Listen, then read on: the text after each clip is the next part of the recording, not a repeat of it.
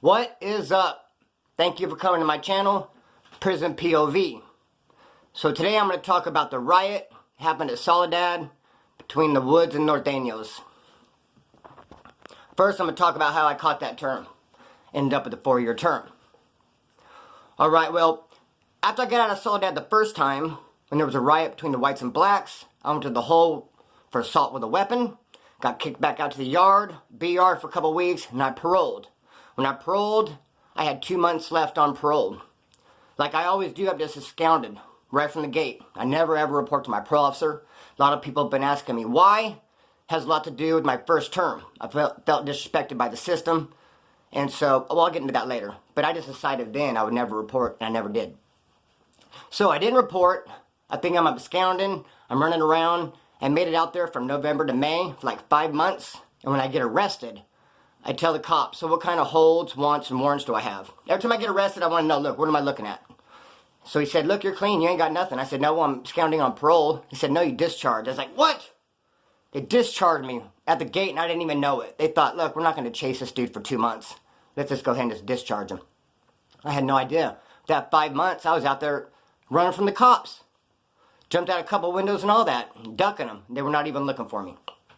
Alright, so Chip, here's how I caught the 4-year term. So I had this old lady.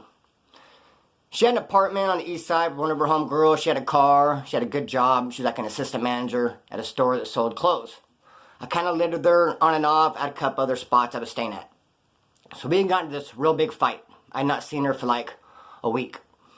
And so I wanted to see her. Actually, I missed the car because I didn't have a car. And our program was I would drop her off at work. And I would take the car and I'd go hustle all day. And I'd come up and I'd be every couple hours showing up her work, bringing her shots of heroin.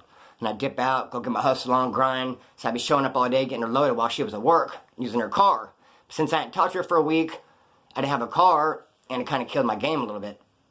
So I tried to patch things up with her. I called her. It took me a couple hours to talk her into showing up, where I was at my homeboy's house. So she shows up. We're in her car talking. Right away, we get in a big old argument because she's holding my ID because I'm absconding, I think, from the cops, and I don't want to have my ID on me.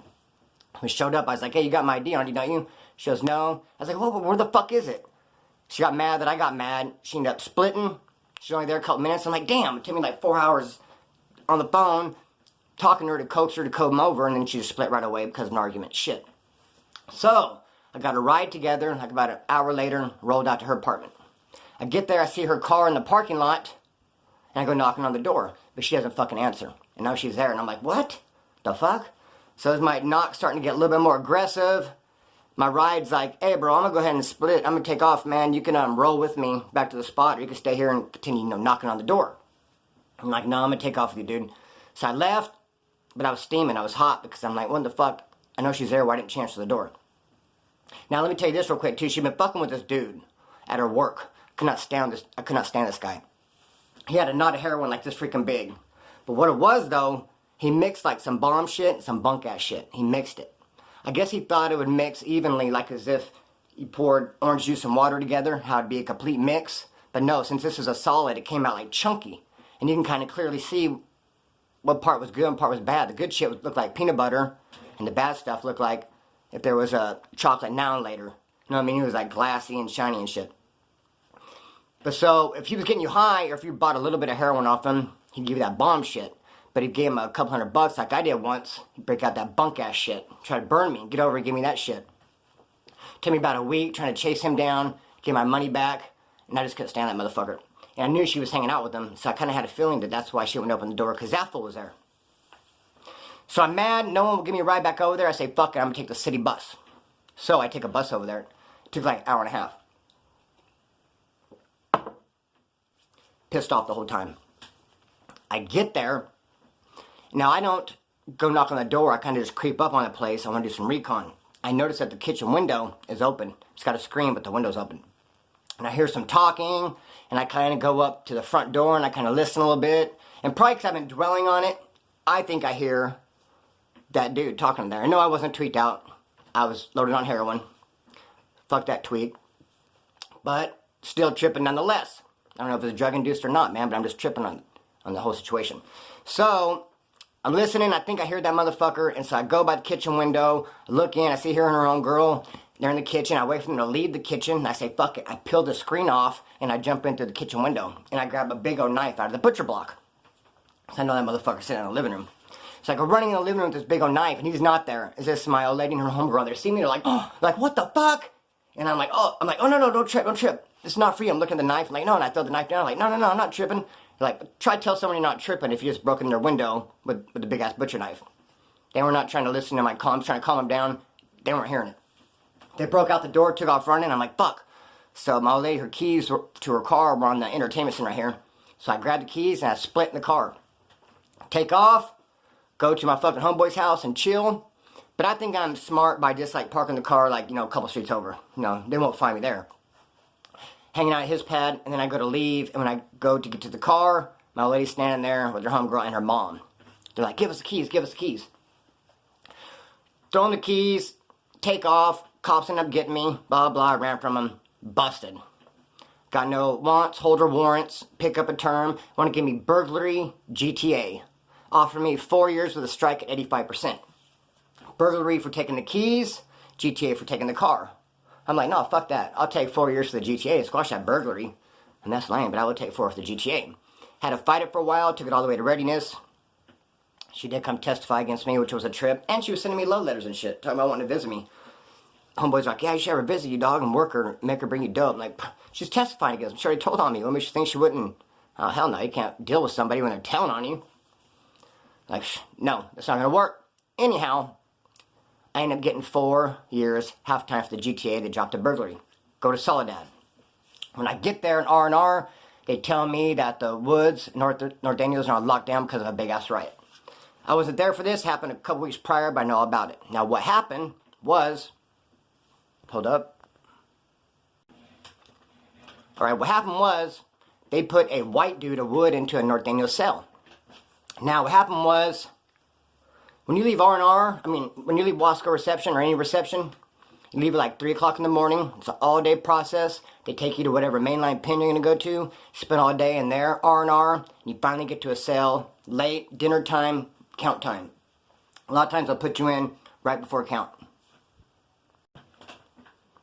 So, they put this white dude into the Norteño cell. White dude walks in, he's like, hey, I'm so-and-so. And it's a white Norteño, what it was. And then he turns around, like, says where he's from. The white dude starts tripping, I'm like, oh shit. He tells the cops, beat on the cop's door. And he's like, damn it, I keep getting interrupted. Okay, that's the last time I'll pause this damn thing. Okay, where am I at? They put this white dude in Norteño's cell. And it's right before count time. After dinner, they put him in there. They do their little introductions. The white dude finds out, shit, I'm in the wrong cell. Beats on the door and tells the cop, like, hey, what the fuck? The cop goes, no, man, just program in there, we'll get you after count. Now, I'd be tripping out, man. If they put me into Norteño's cell, I'd be tripping out. And if the cop said, I'll come get you after count, I'd be like, no, fuck that. And I'd be tripping out, too, if they put a northerner into my cell. It'd be a very, very awkward situation. Not that we're enemies, but it would just be awkward. So, they're in the cell, the cop says, I'll come get you after count. The northerner tells the dude, hey, have a seat on my bunk out to use the restroom real quick. Now, in a lot of cells, level 3, level 4, they'll have a privacy curtain. In a Soledad, what they'll do is they'll hang a sheet. Your toilet's like in the corner. Bed's over here against the wall. You have like a sheet that hangs from the ceiling and wraps all the way around so you can take a bird bath or take a shit in privacy. I told this white dude, go sit on my bed. I gotta take a shit real quick. He went in there, pulled his privacy curtain, got a knife, wherever he had hidden, whatever, in him, or if it was round, I don't know what the hell. But he grabbed this piece, came out and started booking that dude and fucking killed him. Now, if I was in that situation, I would not have let him go behind a privacy curtain. I would not have sat on his bed. Oh, hell no. So, killed him. That obviously tripped everybody out, slammed the place. But the thing is, there's 2 dorms. And this happened on A-Yard. And on A-Yard, you got Fremont Dorm. They can't really slam that. They'll put everybody on their racks, which I'm sure is what they did. Now, that place kicked off. Now, I'm just going by what I heard. Okay, now if I give something, I'm sure someone will come in the comment sections. Some people would disagree with me. Some people will agree with me. What happened when I broke down the riot between the whites and blacks at Soledad. Even though I was there and I was giving my own eyewitness account, people would try to come in and say, no, that's not how it happened. So I'm sure that's what I'll get this time too. I'm just going by what I know. So, that happened at nighttime. Killed the white dude. Slammed the place down. They got that Fremont dorm. Probably put everybody on the rack. Rack status. Cops did. Next morning at breakfast, the whites rushed Nortenos, and I heard they got the upper hand. I'm going to run with that because that's what I heard. Whites got them. So, that's on A yard.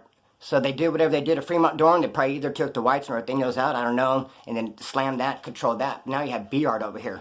Nothing has happened over there. This is all A yard. Now, sometimes a riot will go to the next yard. Sometimes it won't. It just depends. When the whites got in the riot with the blacks at Soledad, B yard did not go over to A yard. So it just kind of really depends. But now we're talking about a body, and we're talking about two different incidences.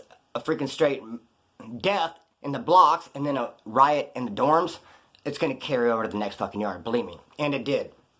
Fucked up thing about it, though, the dude who had the keys for the whites in Toro Dorm went to the northerner dude who has the keys for the northerners and was like, hey man, is everything cool? And they're like, yeah, everything's good. Stupid, dumb move. And I'm almost sure that he got handled in the hole. The white dude who had the keys at Toro Dorm. Because of what he did. Created like a, peace treaty with those guys. Say everything's cool, right? We're not going to let it carry over here. Everything's fine. Norton's like, yeah, don't even worry about it. Everything's good. So he told all the whites, don't even trip, man. Put your knives away. Put your shower shoes on. Let's get a game of pinochle going. Everything's cool over here. No, that's that yard over there. No, hell no, bro. This is way too intense to say it's that yard over there. Too much has happened. So the Northerners rushed the whites and got him. I heard they really fucking put it to him. So that's when I show up. 3 different things. A murder in the blocks, and then both dorms kicked off. I show up. We're on a straight lockdown. We're on lockdown for 8 months, at least, and an incident that happened too. Trip on this. Now they do showers. They'll have you locked down, but they will come every once in a while. It's not regular. It's not like every Wednesday or every Saturday morning. It's just randomly. If the cop feels like it, they'll do showers. And what they'll do is they'll come get every race on a tier. They'll get like 10, 12 white dudes at a time. Come and shower, then they'll do the northerners next. Me and my silly trouble at Skinhead from Riverside never did the white showers. We had our own little program. What would we do? We would wake up, eat breakfast, work out. After we worked out, we'd bird bath, and then we would clean the cell. We didn't have to do go to the showers. A lot of times, dudes don't want to shower anyway. They're just getting out of their cell saying, get out for a little bit and go past stuff. Shoot a homeboy book over here, do this and that, run around and fucking talk to the homeboys. So, one day it was white showers. And this cop, what he did, he opened a northerner cell. I know this accident on purpose. Figure this is up north, the prison, Soledad. And I think a lot of the Hispanic COs were sympathizers with the Nortenos. I think they were northern Mexican dudes that happened to be COs. That's the impression I got. Anyway, I don't know if it was on purpose or accident or what, but he opened this northerner cell. He's in there by himself. And this fool put a freaking knife in his mouth like this. He was on the second tier, right above where the showers were, and the fool slung off, like, I don't know what I was trying to say. Came off like Tarzan, that's what I was looking for, slung off the damn tier like Tarzan, landed on the floor, and went into where all the white boys are showering, and just started trying to get a stab on, get his poke on. I guess he got a couple, but what he did is he tried to get away and get rid of the piece, which is smart. You gotta get rid of that weapon. That's how I beat my assault with a weapon. What happens is, if you assault somebody with a weapon at CDC, they will arrest you for the assault with a weapon, take you to the hole, and charge you with 115. But if you get rid of the weapon, they'll come back 6 months later or so, 7 months later, and drop it all after the investigation. But initially, they'll charge you with it. But it won't stick without that weapon. They can't make it stick. So a lot of times, people will assault somebody with a weapon and do all they can to get rid of it. That's why a lot of times, you'll have a guy whose job is to get rid of a weapon. You'll have one dude do the poking. 2 dudes will start jumping him after he's poked. The guy who pokes walks off, hands a piece to the dude over here. He goes flush the piece. The cops come, break it up. You got a dude, a bunch of holes in him, but I mean, there's no knife. And you got 2 dudes jumping him. They'll arrest him. Them 2 dudes that were jumping him for the assault, for the stabbing. But they won't be able to make a stick because there ain't no knife. Anyway, this northerner straight put a knife in his piece. Mouth like that. Tarzaned it off the tier. Stuck a couple white dudes in the shower. Ran, tried to get rid of the piece. Tried to get under a door to one of his homeboys. And some of the white boys caught up with them. And got a little bit of a run back. That is that. These things happen. So, when we came off lockdown, we came off a little bit prematurely. Because the Southsiders and Blacks got in a riot. And so they got on lockdown. They were the one feeding us. It's, you eat in your cells. Since the whites and Nortenos were on lockdown, we eat in our cells. Cops aren't going to do all that work. It's the inmates. So you have the Southsiders and the Blacks taking care of all the food, making the trays, bringing us our food. Then when the Blacks, Southsiders got into a riot, locked them down, who's going to make the food? Who's going to hand it out? I guess they'll have the others do it, but I mean, we're talking 2 yards, man. So they just let the whites and Nortenos off a little bit early. It's kind of a trip. Here we are, we've been on site with them for like 8 months, and now stand next to them making trays and shit. It's like, and trip on this, man. We kept losing leadership. There'd be a couple white dudes that had the keys. Not a couple, I mean one dude had the keys, dudes in leadership, and he'd be gone. So we'd point somebody else, he'd be gone, kept getting rid of him. I didn't find this out till later, but they were shooting kites from the hole through a street address saying to kick it off. They wanted to kick back off, but they were getting intercepted, and they just kept removing the leadership.